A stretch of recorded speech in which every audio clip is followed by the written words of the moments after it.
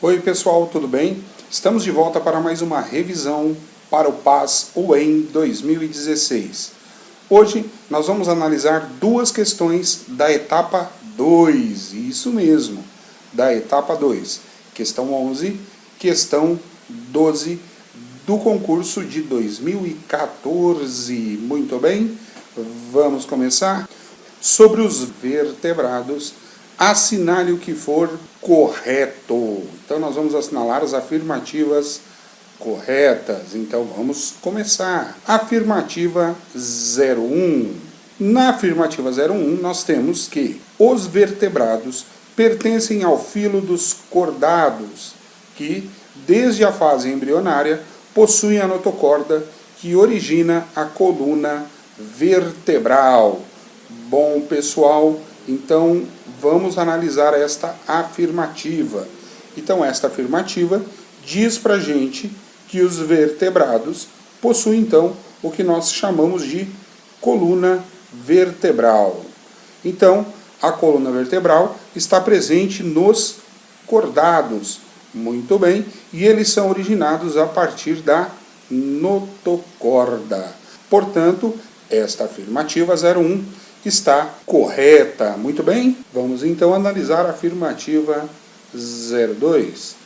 Ela diz: os répteis, as aves e os mamíferos possuem um endoesqueleto formado pelos ossos.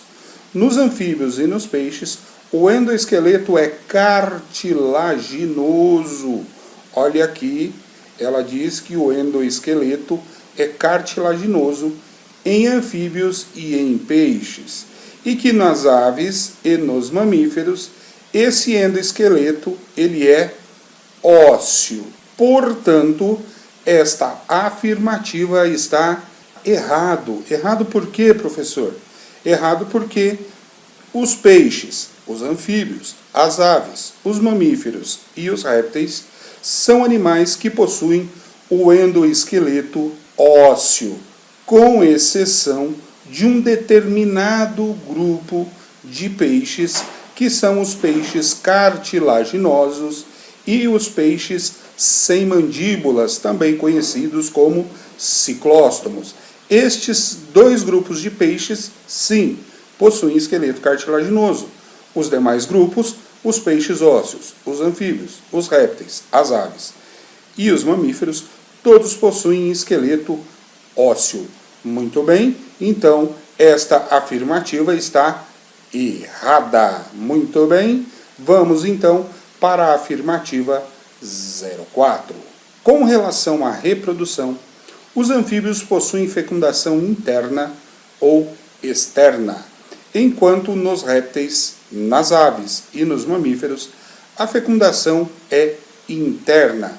Esta afirmativa está correta, porque os anfíbios realmente possuem fecundação tanto interna quanto externa, sendo, portanto, a fecundação interna caracterizado para salamandras e cobras cegas, e a fecundação externa caracterizada para os anuros. Anuros são sapos, rãs, pererecas e afins. Ok, pessoal? E os demais, então, os demais animais, répteis, aves e mamíferos, somente realizam a fecundação do tipo interna. Muito bem, portanto, esta afirmativa está com o nosso xizinho, a afirmativa correta. Vamos então analisar a questão 08. Nos répteis, olha lá, nos répteis e nos anfíbios, os pulmões estão ativos, certo? Mas a pele é a principal superfície de troca gasosa com o meio.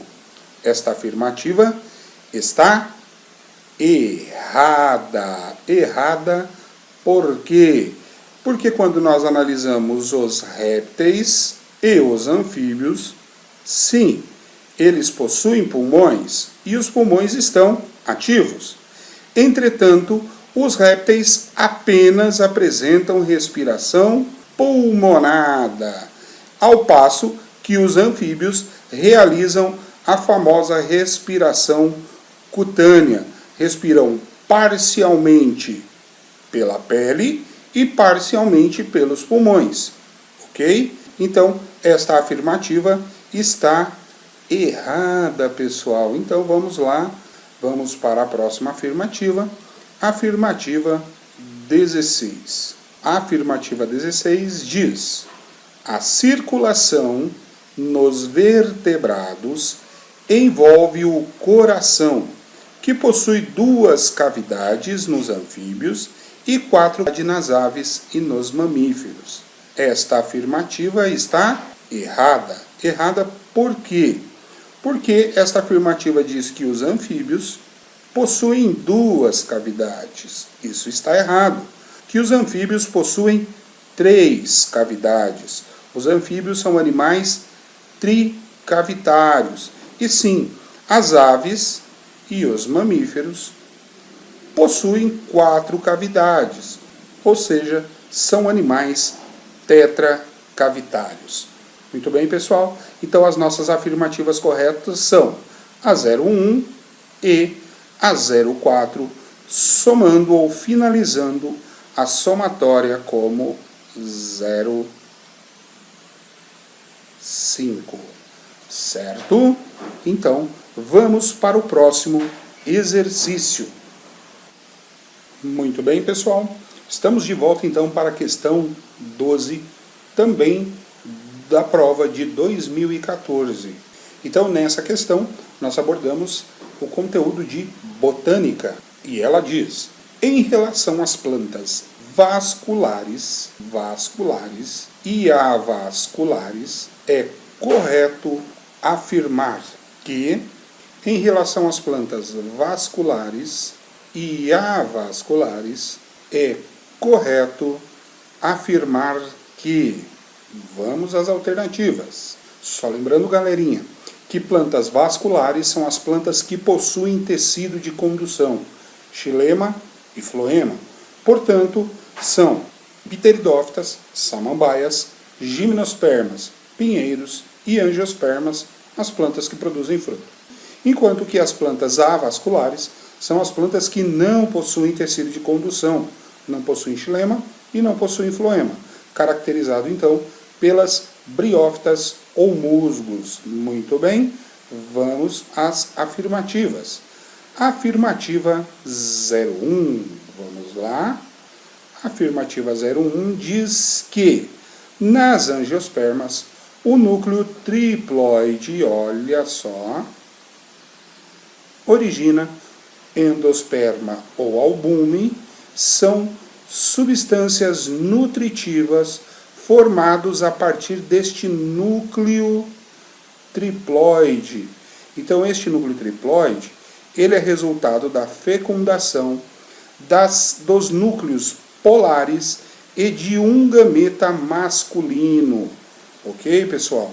Então, forma-se um complexo triploide, são 2 núcleos polares mais um gameta masculino, formando um grupo de células triploides, ou seja, 3N, que se dividem e formam o endosperma ou albume, ok? Essa substância, portanto, acumula reservas nutritivas que serão utilizadas pelo embrião até o momento de eclosão, ou seja, até o momento em que ele sai da terra, produz as suas folhas, para então realizar o processo de fotossíntese. Durante este processo, a semente, o embrião da semente, ele utiliza essa substância chamada então de endosperma ou albume. Consequentemente, esta afirmativa está correta. Muito bem? Vamos agora para a afirmativa 02. Ela diz: em cada megasporângio das gimnospermas existe uma célula diploide 2N que sofre meiose, originando 4 células haploides N, das quais 3 degeneram e apenas uma é funcional, formando o que a gente chama de megásporo. Exatamente isso, pessoal. Então, o megasporângio é a estrutura da célula, é a estrutura reprodutiva das gimnospermas. O megas, lembra que a palavra mega tem a ver com estrutura de reprodução feminina, é responsável pela produção do megásporo. Portanto, pessoal, o megásporo é uma estrutura de reprodução feminina. Ele é encontrado no estróbilo feminino, chamado de megaestróbilo, certo? Então, por sua vez, o megásporo, ele produz o que nós chamamos de esporos, que vai se desenvolver dentro dele, dentro do megásporo. Então, nós temos a formação do gametófito feminino. Neste gametófito feminino, nós temos a formação do arquegônio. O arquegônio, então, é a estrutura que sofre um processo de diferenciação, formando o que nós chamamos de oosfera, que é, por sua vez, o gameta feminino. Logo, nós temos aqui o que nós chamamos de megásporo. O megásporo é a estrutura de reprodução feminina. Muito bem. Consequentemente, esta afirmativa está correta. Então já temos a afirmativa 02 e já temos a afirmativa 01 como sendo afirmativas corretas. Vamos agora para a afirmativa 04. O principal meio de reprodução assexuada nas briófitas é a fragmentação, ou seja, partes do corpo de uma planta são capazes de dar origem a novas plantas. Esta afirmativa está correta. Correta porque, sim, a reprodução assexuada das briófitas, ela é chamada de fragmentação. Esse tipo de reprodução ocorre por meio de uma estrutura na planta adulta chamada de propágulo. Dentro do propágulo existem partes de uma nova planta ou partes da planta que podem dar origem a novas plantas. Portanto, esta afirmativa está correta. Vamos para a afirmativa 08. Ela diz: as monocotiledôneas não apresentam esporófito duradouro e em seu ciclo reprodutivo não ocorre dupla fecundação. Então aqui a gente já começa com o erro aonde? No fato, as monocotiledôneas não apresentam esporófito duradouro. Errado. Nós temos o esporófito duradouro em pteridófitas, gimnospermas e angiospermas. As monocotiledôneas são caracterizadas como angiospermas. Portanto, sim, o esporófito é duradouro. Esta afirmativa está errada. Vamos marcar 08 como sendo uma afirmativa errada. Então, nós não podemos assinalar. Muito bem, pessoal, vamos então para a afirmativa 16. A afirmativa 16 diz: como nas gimnospermas, nas angiospermas, cada óvulo é um megasporângio.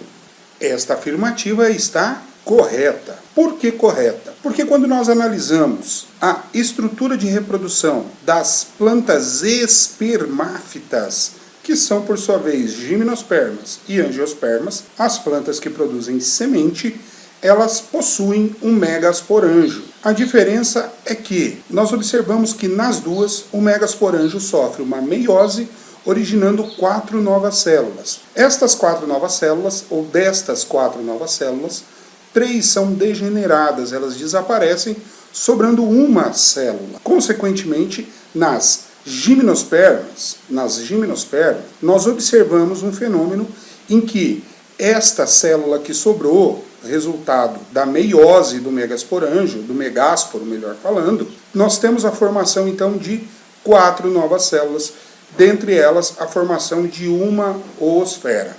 Muito bem? Nas angiospermas o processo é parecido. A diferença é que a mitose sucessiva forma 8 novas células. Dentro dessas 8 novas células, uma delas será a oosfera. As outras serão as antípodas, as sinérgides e os núcleos polares. Sobre os núcleos polares, nós falamos aqui acima que acaba formando aí o endosperma ou albume. As demais estruturas acabam formando aí as estruturas que vão dar origem ao fruto das angiospermas. Finalizamos então a questão 12 com a somatória de 1, 2, 4 e 16, finalizando então como 23 a nossa resposta. Muito bem, terminamos então a nossa revisão. Se você gostou, deixe um curtir aqui embaixo, compartilhe esse vídeo com seus amigos e se inscreva no nosso canal. A cada semana, novas revisões para o PAS da UEM. Muito bem, até a próxima, galera. Abraço!